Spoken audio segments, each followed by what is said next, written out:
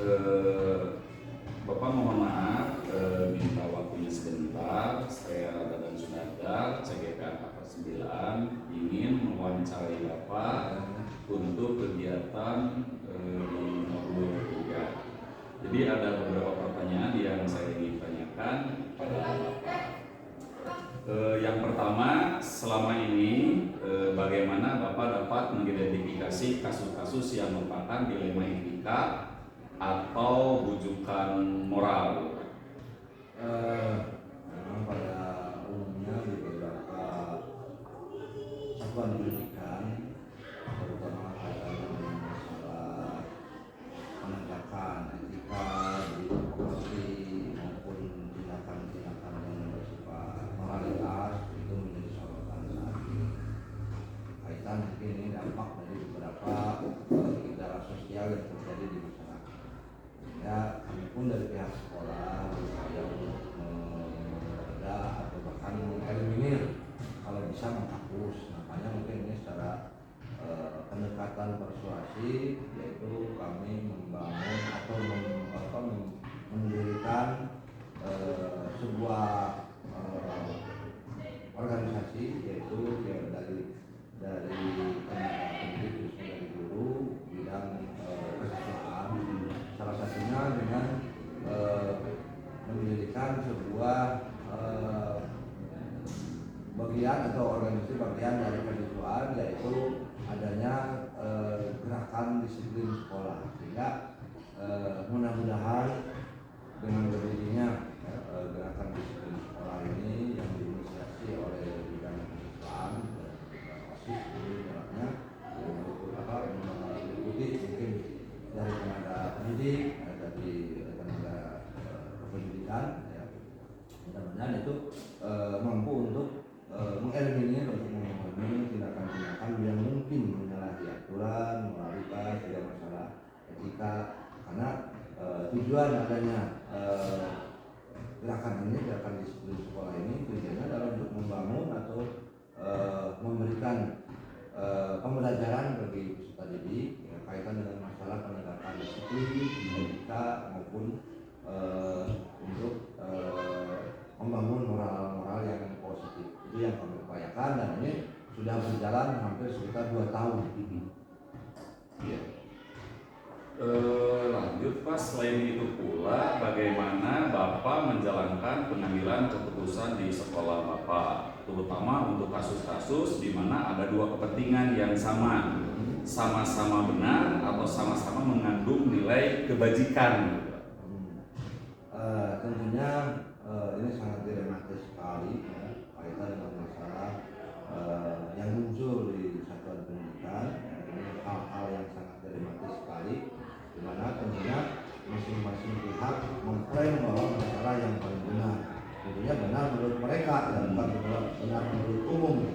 Nah, sehingga upaya yang kami lakukan tentunya melibatkan beberapa pihak, ya, baik dari pihak komite sekolah, termasuk dalamnya dewan guru, maupun dari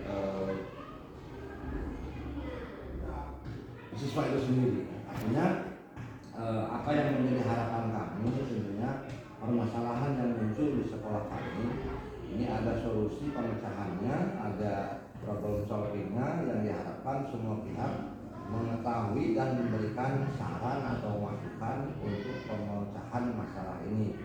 Karena kami yakin bahwa pihak-pihak yang katakanlah dalam tanda kutip bertikai, itu artinya mereka meyakini dengan kebenaran yang mereka yakini, ya. Sementara yang kami harapkan justru ada pihak-pihak tertentu yang memberikan solusi, memberikan masukan atau memberikan jawaban, ya, untuk memberikan penyelesaian yang sekiranya mungkin bisa diterima oleh semua pihak. Karena kami pun di sekolah ini menerapkan prinsip berdemokrasi bahwa tidak selamanya kebenaran yang kita yakini adalah benar, ya. Tentunya kita juga harus menghargai pendapat orang lain, dan tentu itu pendapat orang lain harus kita tolak, ya, karena mungkin saja pendapat orang lain mungkin yang benar. Sehingga kami selalu melibatkan baik dari dalam guru, komite sekolah maupun siswa sekalipun, ya, untuk menentukan kebijakan apa yang akan saya ambil dalam mengatasi berbagai permasalahan kaitan dengan masalah moralitas maupun dengan menjunjung tinggi etika-etika yang dijalankan di sekolah ini. Lalu langkah-langkah atau prosedur seperti apa yang Bapak biasa lakukan selama ini? Tentunya untuk menegakkan disiplin, baik itu untuk menjunjung tinggi nilai-nilai moralitas dan etika dalam berkehidupan, upaya kami tentunya adalah untuk menegakkan disiplin, yaitu dengan mewajibkan siswa untuk datang ke lingkungan sekolah itu tepat waktu, sehingga mereka betul-betul menghargai waktu, menghargai pengorbanan para guru tenaga pendidik di sini, ya. Jangan sampai mereka terbiasa dengan hidup berleha-leha, ya. Artinya mereka betul-betul sangat menghargai waktu, maka setiap pagi sebelum pembelajaran dimulai kami selalu melakukan tindakan dari tim sadar disiplin, ya. Yang tujuannya untuk memberikan pemahaman kepada mereka para siswa yang masih kesiangan di depan sekolah, ya. Artinya bukan berarti diberikan punishment bersalah, ya. Cuma untuk menyampaikan bahwa apa yang mereka lakukan hari ini mudah-mudahan di kemudian hari tidak diulangi kembali. Tujuannya untuk menghargai waktu yang diberikan kepada mereka, dimanfaatkan sehingga proses pembelajaran untuk dia sendiri terutama, ya, yang bersangkutan tidak merasa terganggu. Dan juga selain menegakkan disiplin dalam hal proses pembelajaran, juga kami selalu melakukan pembinaan kaitan dengan pembinaan yang dilakukan dari pihak manajemen sekolah untuk para dewan guru, di mana dewan guru kami harapkan memasuki kelas masing-masing sesuai dengan jadwalnya, itu tepat waktu, jangan ada jeda antara pergantian jam sampai ada jeda waktu yang kosong, sehingga itu akan menimbulkan gejolak di para siswa, ya. Mungkin begitu guru keluar kelas ganti dengan guru yang lain, hanya anak-anak ikut keluar, nah, sehingga jeda waktu yang tersedia itu semakin menyempit, sehingga itu tidak ada istilah siswa menunggu guru datang ke kelasnya untuk pergantian jam. Sehingga kami selalu mengarahkan dalam pembinaan terhadap guru-guru setiap sebulan sekali untuk memanfaatkan waktu, ya.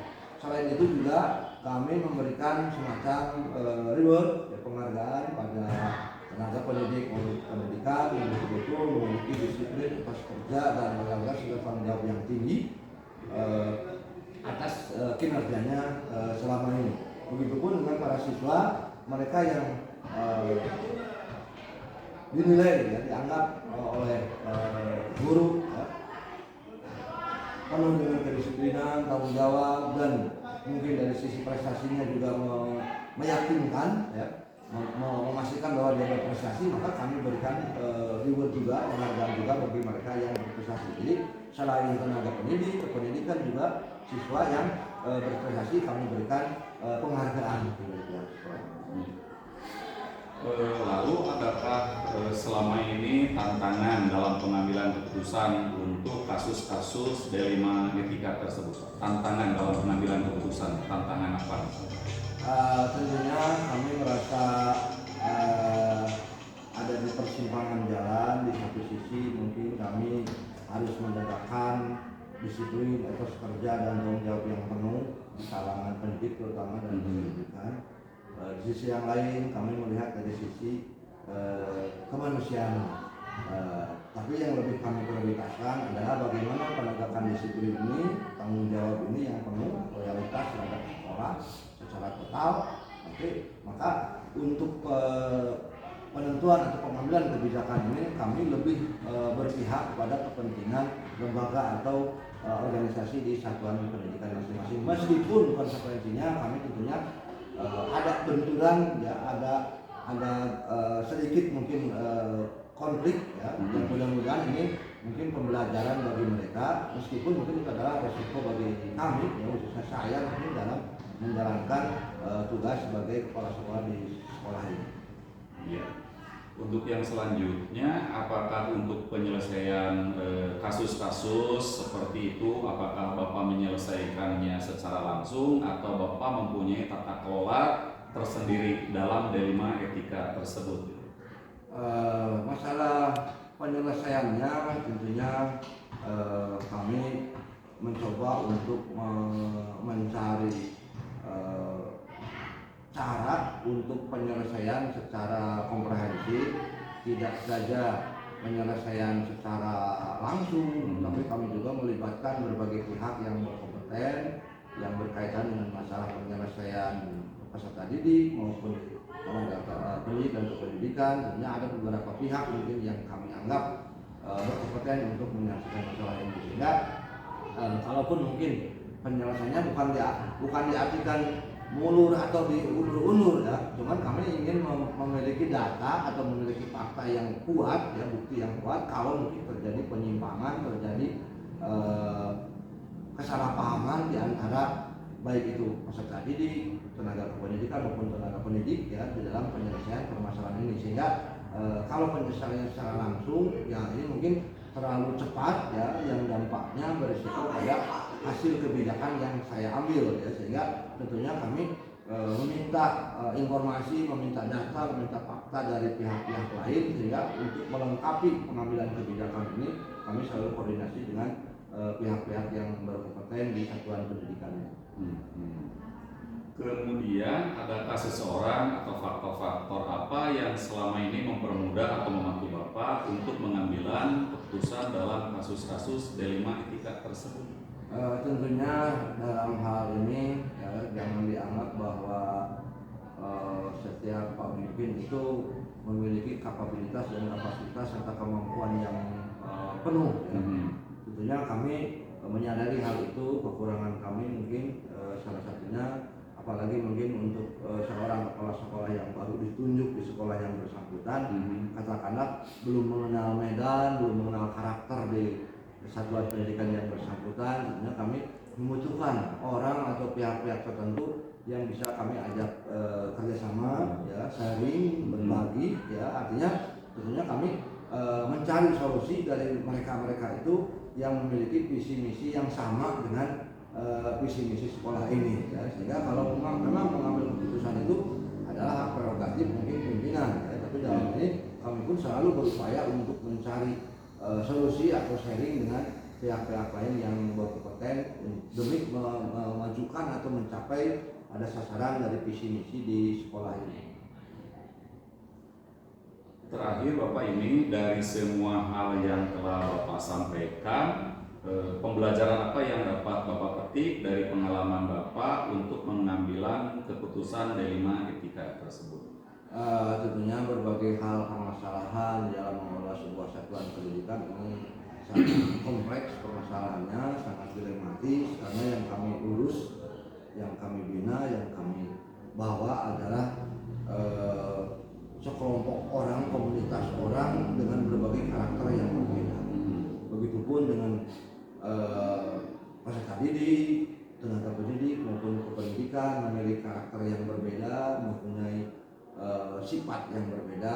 Artinya bahwa di satuan pendidikan, khususnya mungkin di SMA kami, SMA 13 Garut, itu memiliki kemajemukan di dalam karakter seseorang, sehingga tentunya hal ini perlu kami, khususnya saya, perlu untuk berhati-hati sebelum mengambil kebijakan, harus banyak mempertimbangkan hal-hal yang lain, karena secara normatif tidak bisa diselesaikan begitu saja. Walaupun mungkin aturannya sudah jelas ya, di dalam permen, mungkin dalam perbu atau bahkan mungkin perpres ya, atau mungkin dalam perundang-undangan sudah jelas, itu tidak bisa ditawar-tawar lagi. Tapi dari sisi kemanusiaan itu yang kami pertimbangkan, karena kami tidak punya keinginan, tidak punya niat untuk membenturkan permasalahan yang sekiranya bisa diselesaikan di sekolah dengan baik-baik, sehingga harapan kami tidak akan memunculkan permasalahan yang baru. Nah, sehingga saya mencoba untuk berusaha mengeliminir dengan menyelesaikan masalah, justru diharapkan tidak menimbulkan masalah yang lain. Ya, mudah-mudahan ke depan ya, dengan kebijakan yang saya ambil, dan ini pun bukan mutlak, sekalipun prerogatif saya bukan mutlak dari saya yang menentukan, kami selalu berembuk sharing, berbagi informasi dengan rekan-rekan yang lain di tim manajemen sekolah untuk menyelesaikan duduk permasalahan yang muncul di satuan pendidikan kami. Terima kasih Bapak atas waktunya. Sekali lagi saya mohon maaf sudah mengganggu karena ini berkaitan dengan tugas CGP kami. Sekali lagi terima kasih ya. Ya.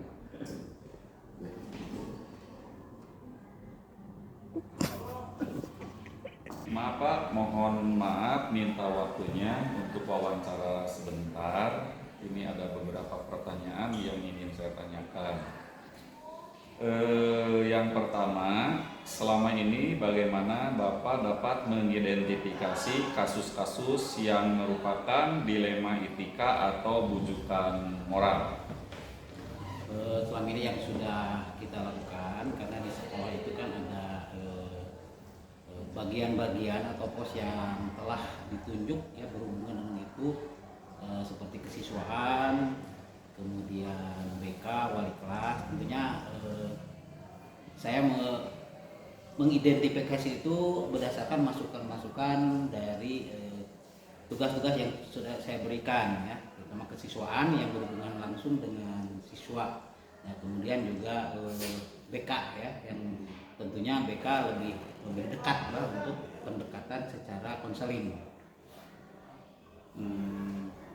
Lanjut, terus selama ini bagaimana Bapak menjalankan pengambilan keputusan di sekolah Bapak, terutama untuk kasus-kasus di mana ada dua kepentingan yang sama-sama benar atau sama-sama mengandung nilai kebijakan?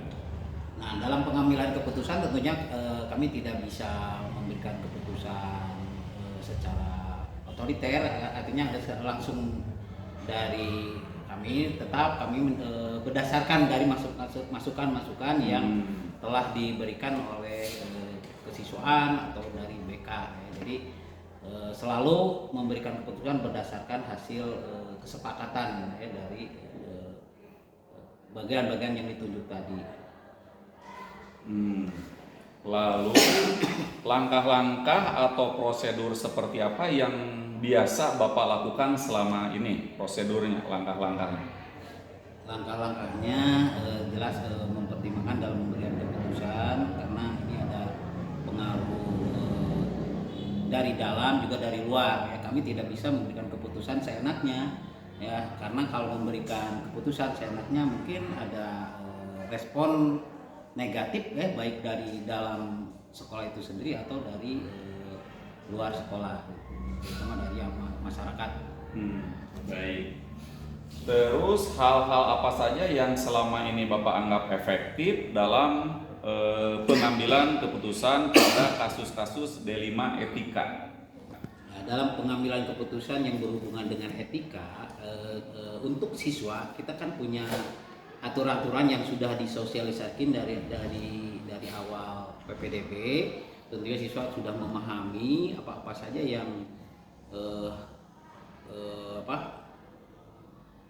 rentang untuk dilanggar gitu ya. Tentunya dia sudah memahami. Begitu ya untuk guru ya, guru apalagi ya, guru memiliki kode etik yang tentunya harus sudah diketahui oleh guru itu sendiri. Nah, tentunya dalam mengambil keputusan itu kami berdasarkan dari aturan-aturan yang ada di sekolah ya, baik untuk siswa maupun untuk guru itu sendiri. Kemudian hal-hal apa saja yang selama ini merupakan tantangan dalam pengambilan keputusan pada kasus-kasus dilema etika? Tantangannya seperti apa? Ya, tantangannya terutama untuk berhubungan dengan siswa ya, kalau kita memberikan semacam sanksi atau teguran itu tantangannya biasanya yang paling ini adalah dari luar ya, banyak LSM atau wartawan ya yang tentunya suka ikut campur ya, ikut nimbrung ya untuk menentang keputusan-keputusan yang diberikan oleh sekolah. Lanjut, apakah Bapak memiliki sebuah tata kelola atau jadwal tertentu dalam sebuah penyelesaian kasus dilema etika? Apakah Bapak langsung menyelesaikan di tempat atau memiliki sebuah jadwal untuk menyelesaikannya? bentuk atau prosedur seperti apa yang Bapak jalankan? Ya, tetap itu didasari dari bawah ya, terutama dari wali kelas, dari kesiswaan, dari BK ya. Kami tidak memiliki jadwal khusus, tapi itu berdasarkan ada kasus yang muncul gitu. Ada kasus yang muncul, kami berembuk berdiskusi dengan para petugas-petugas yang kami berikan ya, terutama dengan kesiswaan dengan BK. Baik, kemudian adakah seseorang atau faktor-faktor apa yang selama ini mempermudah atau membantu Bapak dalam pengambilan keputusan dalam kasus-kasus dilema etika? Faktor yang membantu selama ini? Nah, faktor-faktor yang membantu ya tentunya ya tadi dari awal gitu ya, informasi yang kami terima itu dasarnya kan jelas ya, itu berdasarkan dari bawah ya, apakah dari kesiswaan atau wali kelas ya, sehingga kami untuk memberikan keputusan itu akan sangat mudah ya, dan tidak ada unsur-unsur lain ya. Ini terakhir ya Pak, dari semua hal yang telah disampaikan, pembelajaran apa yang dapat Bapak petik dari pengalaman Bapak mengambil keputusan dilema etika? Pembelajaran yang kami terima tentunya ini kan bukan hanya untuk kami saja ya, ini untuk siswa, untuk guru, bahwa dalam suatu organisasi atau institusi itu memiliki aturan-aturan. Jadi kita tidak bisa melakukan hal sewenang-wenang tanpa melihat dari aturan-aturan yang ada di sekolah itu. Ya, jadi semua harus memahami sehingga terjadi yang namanya kondusivitas ya, diusahakan siswa atau guru tidak melakukan melanggar dari aturan yang sudah ada. Ya. Baik Pak, terima kasih atas waktunya. Bapak berkenan mau menjawab pertanyaan-pertanyaan dari saya. Ini merupakan salah satu tugas CGP yang diberikan. Sekali lagi terima kasih atas waktunya. Assalamualaikum warahmatullahi wabarakatuh.